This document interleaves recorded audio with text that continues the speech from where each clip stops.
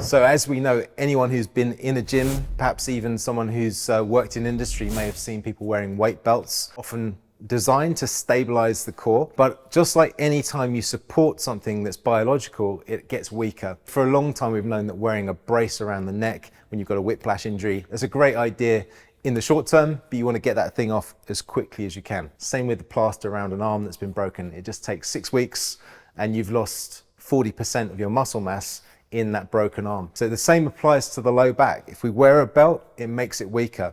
Can you lift heavier with a belt? Almost certainly you can.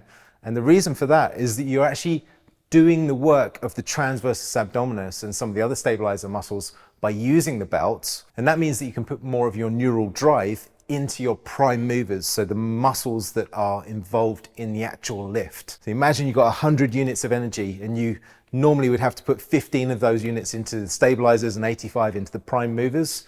Well, in this instance, because you're wearing a belt, now you can put 100% of your neural drive into the prime movers so you can lift heavier. The problem is the minute that belt comes off, you've now got an imbalance between your prime movers and your stabilizers. So you can pick up heavy things, but with no stability. So if you're using a belt to train, then you should be using a belt to play rugby or whatever it is that your sport is. You know, if it's activities of daily living, you should be using the belt for that as well. Otherwise, you're risking an injury. The better way to train is to not use a belt at all and to train your stabilizers and create a balance and a synergy between the two. There's all kinds of other issues with belts. Belts don't attach into the bone themselves. The muscles do. They don't attach into the fascia or the connective tissues, but the muscles do. So when we use a belt, it's very much a substandard version of the muscles that are normally deployed to stabilize. If you need a belt to lift heavy, it's probably because your core isn't working well in the first place.